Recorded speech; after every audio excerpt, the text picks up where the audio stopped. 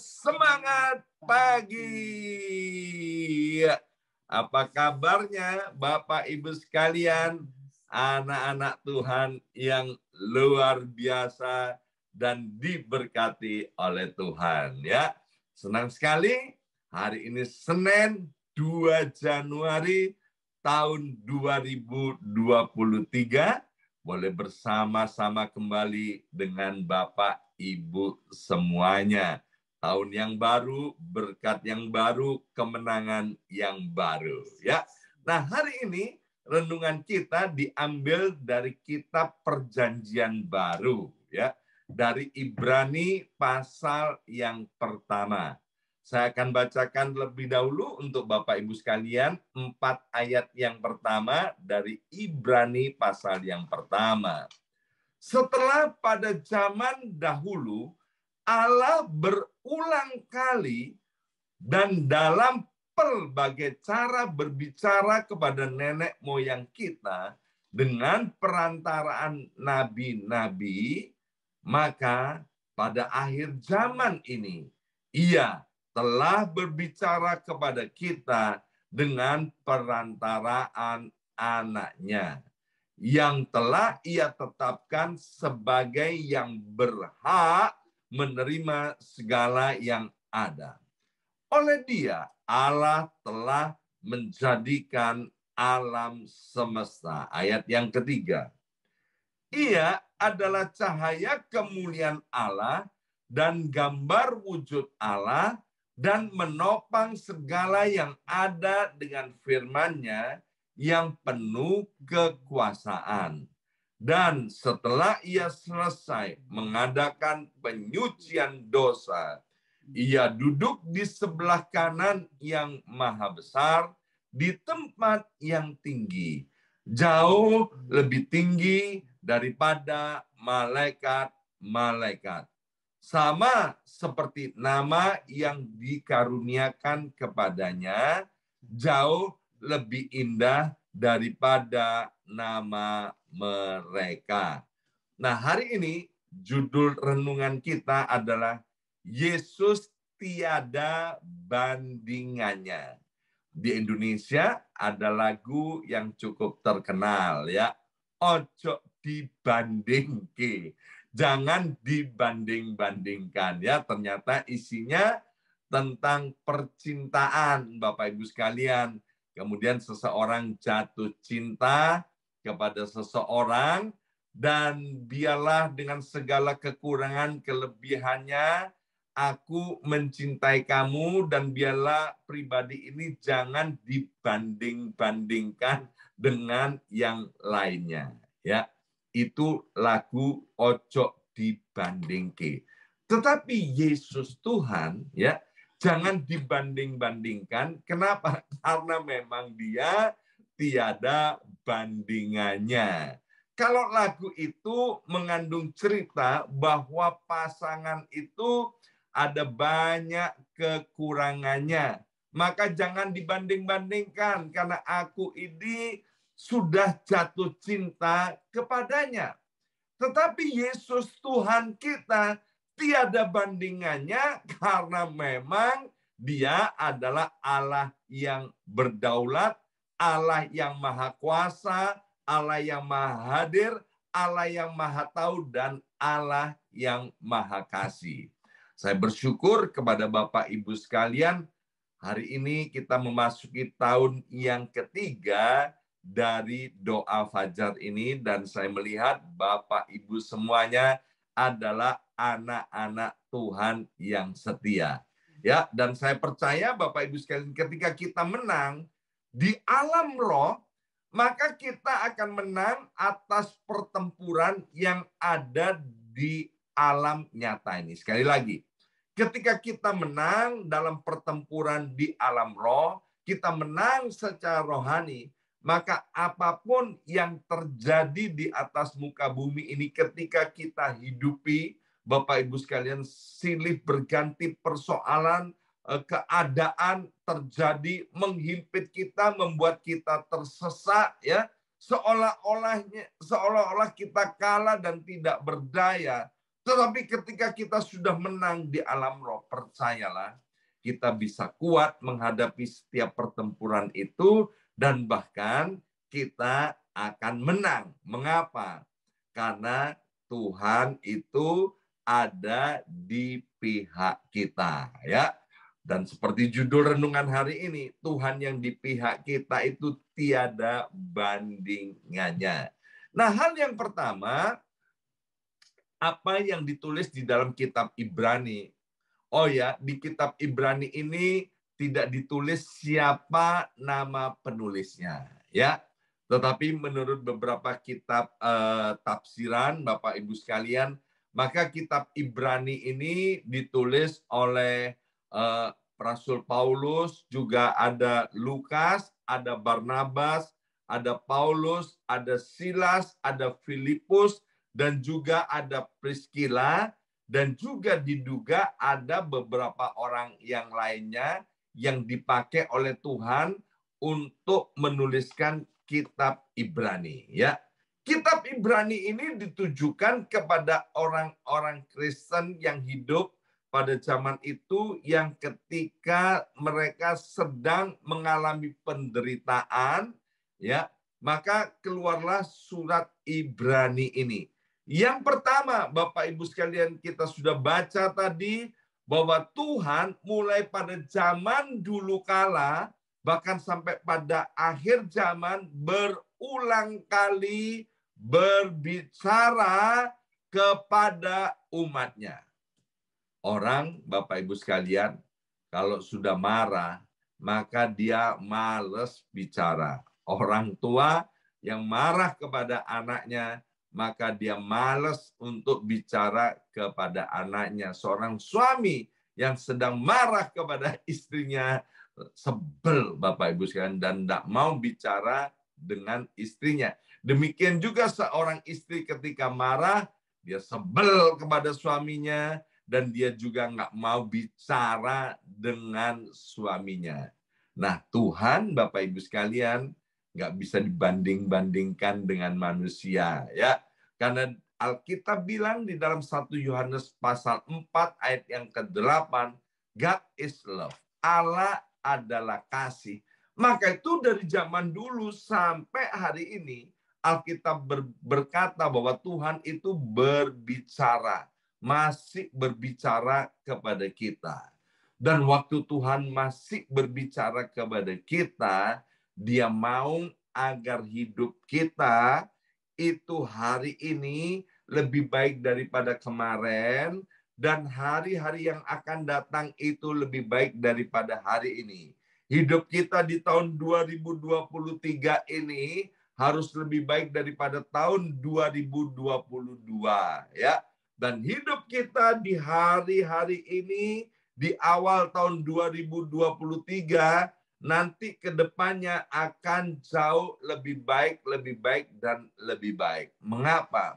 Karena memang itu adalah kehendak Tuhan.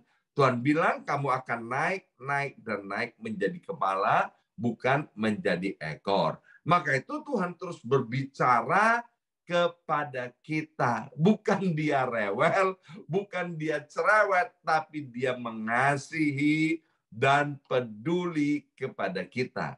Maka itu perhatikan, Bapak Ibu sekalian, ketika Tuhan berbicara kepada kita, jangan pernah diabaikan, ya. Dan hari ini Tuhan terus berbicara kepada kita melalui yang namanya Alkitab, ya. Dan juga Tuhan berbicara melalui peristiwa-peristiwa yang ada.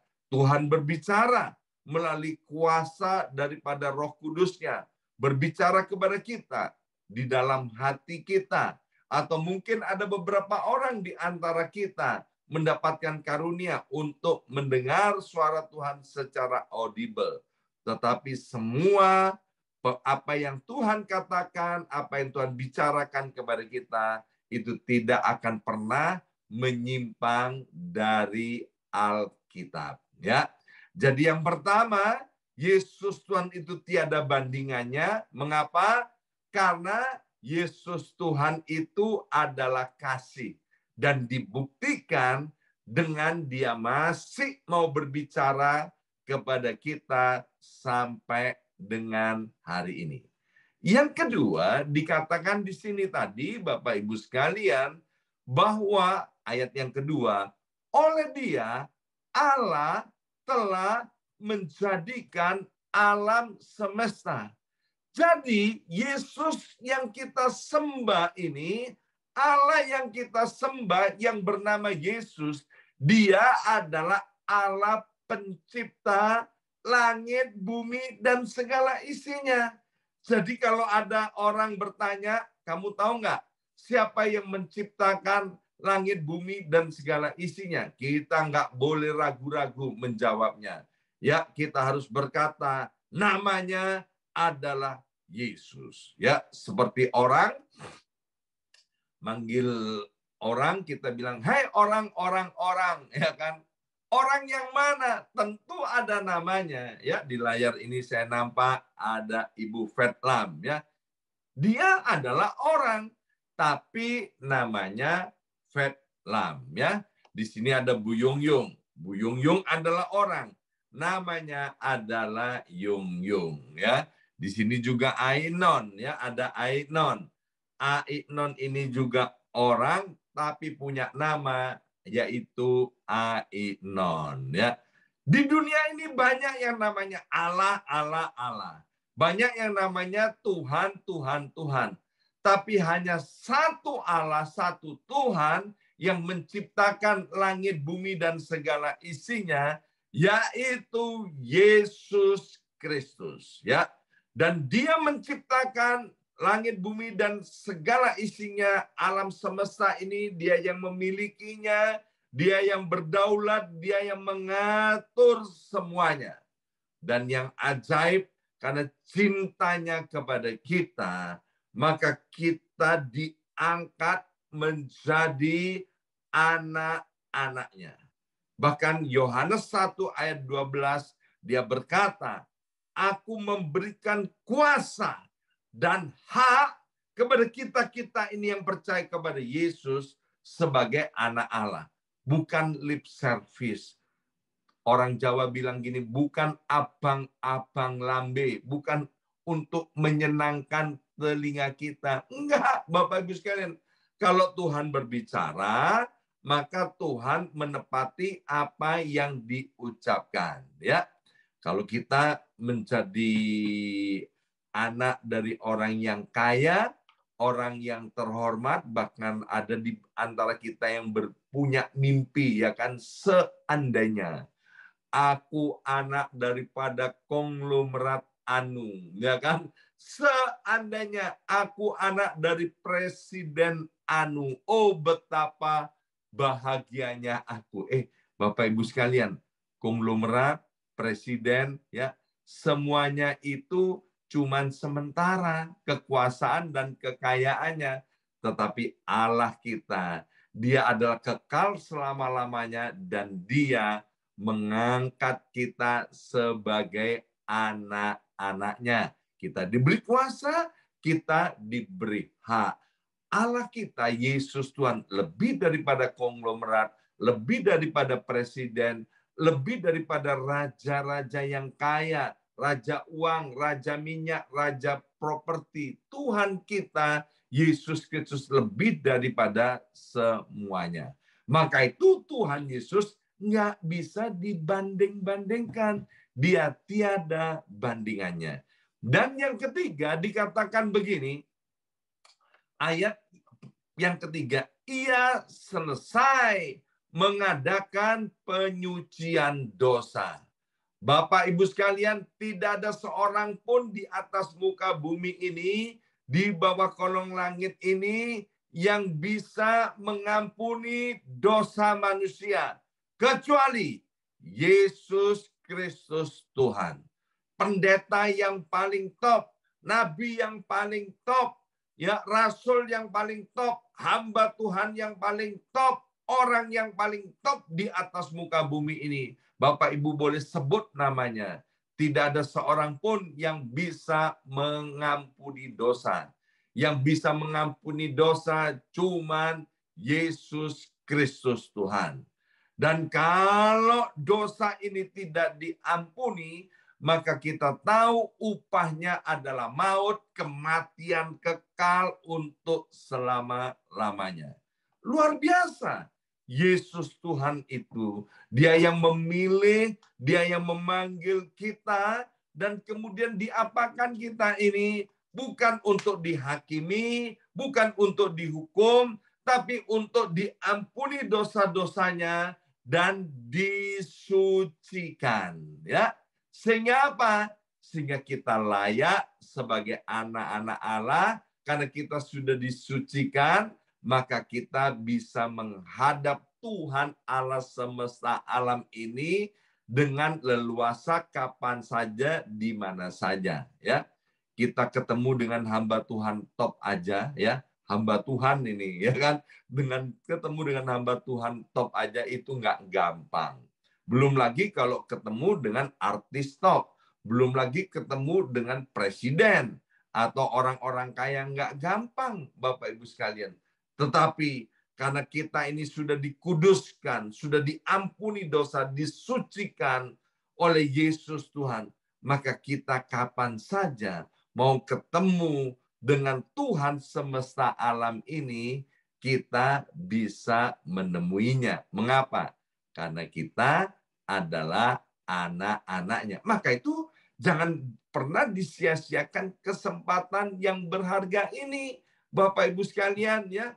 Ketika kesempatan ini diberikan kepada kita, ketika kita masih bisa bernapas, ada kehidupan, pergunakan waktu ini untuk kita dekat dengan Allah Bapa kita yang namanya Yesus Kristus. Dan yang terakhir dikatakan begini di dalam kitab Ibrani pasal pertama ayat yang keempat, nama yang dikaruniakan kepadanya, yaitu kepada Yesus, jauh lebih indah daripada nama mereka.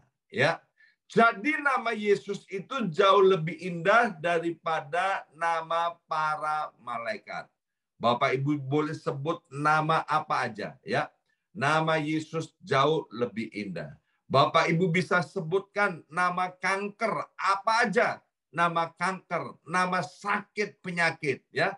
Itu nama-nama semuanya jelek, Bapak Ibu sekalian. Nama Yesus jauh lebih indah dari semua nama sakit penyakit, ya. Kita bicara tentang ekonomi, krisis ekonomi, inflasi, kebangkrutan, melorot, kerugian, itu nama-nama yang jelek banget. Yesus Tuhan namanya jauh lebih indah. Namanya adalah penyembuh, namanya adalah Yehova Jireh. Di dalam Yesus nggak ada kebangkrutan. Yang ada di dalam Yesus adalah hidup diberkati oleh Tuhan. Untuk apa? Agar hidup kita menjadi saluran berkat buat orang lain. Ingat, kebangkrutan, kemiskinan itu nama yang jelek banget. Yesus namanya sangat indah. Jauh lebih indah dan tidak bisa dibandingkan dengan itu semua. Bapak Ibu sekalian, nama apa lagi? Kesusahan, rumah tangga yang kacau, berantakan, Bapak Ibu sekalian, itu nama yang jelek. Nama Yesus jauh lebih indah daripada semuanya itu. Bahkan Yesus itu namanya di atas segala nama. Selain indah, nama itu nama yang sangat berkuasa. Maka itu Bapak Ibu sekalian, jangan sia-siakan kesempatan yang Tuhan anugerahkan kepada kita, sebab Yesus itu tiada bandingannya. Kalau Bapak Ibu sekalian lihat orang yang top, masih ada yang lebih top lagi. Nah, kalau Bapak Ibu sekalian lihat orang yang terkenal, ada yang lebih terkenal lagi. Tapi Yesus adalah satu-satunya pribadi, satu-satunya Allah yang paling top, yang paling baik, yang paling peduli, yang cinta dan mengasihi kita. Hari ini kita sudah belajar di hari pertama Senin di tahun 2023 bahwa kita bersyukur memiliki Yesus Tuhan yang tiada bandingannya. Kita harus bersyukur bahwa Yesus Tuhan yang tiada bandingannya, Dia juga mengangkat kita dan memiliki kita untuk selama-lamanya. Amin.